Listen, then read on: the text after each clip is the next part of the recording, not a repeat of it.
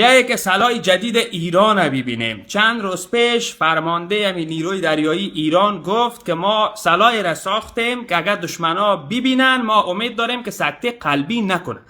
خیلی ببینیم که سلاح خطرناک چی است. اینی میزایل که شما میبینه این میزایل زیر آبی است، یعنی این در فارسی برش اژدر میگن. اونمو راکتای اژدری که در زیر آب فیر میشه و که از این کشتی‌ها را هدف میگیرن.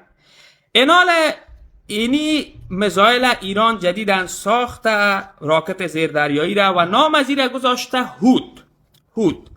ولی ببینیم که چی کمال داره که ایران با این میزایل اتو اخطار داده. به شکل نرمال اینمی راکت های زیردریایی سرعتشان از 60 تا 100 کیلومتر می باشه، ولی سرعت از این جناب 360 کیلومتر است، یعنی 4 برابر از دیگر راکت های زیردریایی که این سرعت داره. ایران با استفاده از یک تکنولوژی به نام سوپر کلیویشن یا کلتیویشن از بیادر یاد مرم غلط نکنم، با استفاده از این تکنولوژی چی کرده که زمانی که این راکت فیر میشه در اطراف از این راکت یک پوکانه گازی ایجاد میشه در بین او و این پوکانه گازی اونم وزن آب میگیره، یعنی نمیمانه که به نزدیک میزایل برسه و مثل که بیادر در داخل تونل را کنی، یک تونلی که در داخل آب باشه، این راکت اینمی پوکانه گازی را تونل خود میسازه و در داخل آب را میکنه. به این شکل سرعت از این بیادر 4 برابر میشه و این 200 کیلوگرم مواد منفجره داره دایش. 200 کیلوگرم. ولی یک خرابی که نالی راکت داره ای است که برد از این کم است. برد از این 15 کیلومتر است، یعنی از بردش کده سر سرعت از این کار کردیم. سر سرعت از این.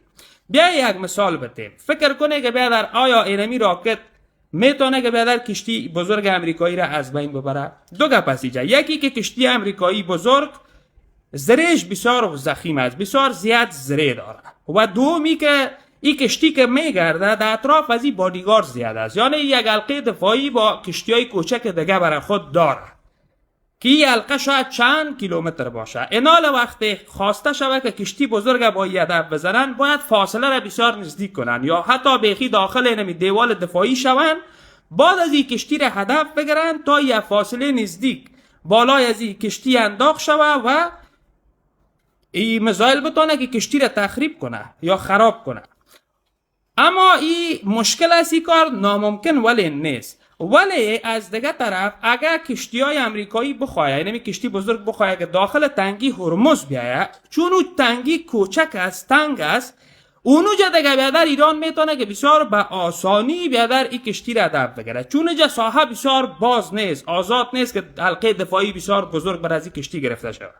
بسیار با آسانی بیادر میشه که بیادر که اینمی میزایل هدف بگیره کشتی را و بزنه. به می خاطر من فکر میکنم که بیادر امریکا جرأت نمیکنه که کشتی هایش بیادر بیاد داخل تنگی هرمز، خود نزدیک نمیکنن. و بعد از اینکه این میزایل ساخته شده، آلقا بعد از این بیخی فکر نکنم که بیادر کشتی های امریکایی جرأت کنن بیان بیادر در تنگی هرمز، چون اونجا برای ایران بسیار آسان میشه استفاده از این میزایل. اینال ببینیم که بیادر آمدن از این میزایل یا این اژدر در میدان جنگ ای چی تاثیر می داشته باشه. متوجه هستی؟